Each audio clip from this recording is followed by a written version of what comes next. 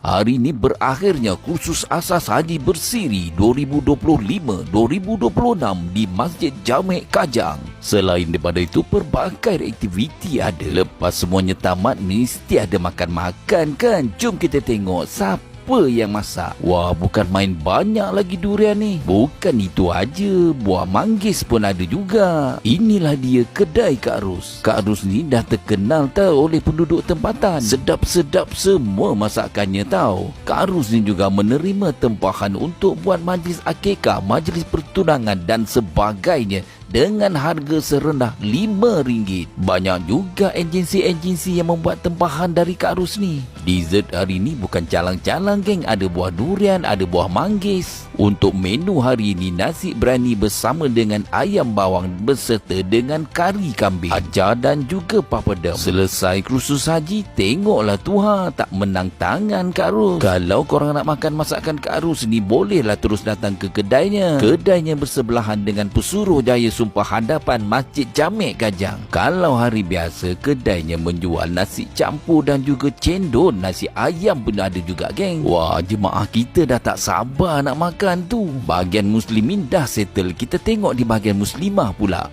Wah, dekat sini pun meriah juga ya. Ini pula di bahagian VVIP. Kalau korang nak buat makan-makan, jangan lupa WhatsApp Kak Ros ya. Serendah RM5 aja. Apa tunggu lagi geng? Boleh try. Masakan ini sedap lah. Tu dia punya acar, dia punya carrot tu sedap juga. Alhamdulillah, sungguh sedap dan menerikan. Hari ni special. Nasi biryani ayam. Buah-buah saya ambil durian. Manggis, lauk. Manggis. Manggis, ni durian. Durian ada. Durian dia. Kita tengok sikit durian ni. Tuhan durian dia geng. Ambil rasanya tu. Macam mana? Alhamdulillah. Alhamdulillah sedap. InsyaAllah. Kambing sih. Kambing. Kambing juga sama. Kambing. Kambing. Kambing juga. Nasi biryani ayam bawang. Rasanya memang terbaik. Ayam bawang tu ada rasa pedas-pedas, manis-manis sikit. Ambil kambing, kari kambing.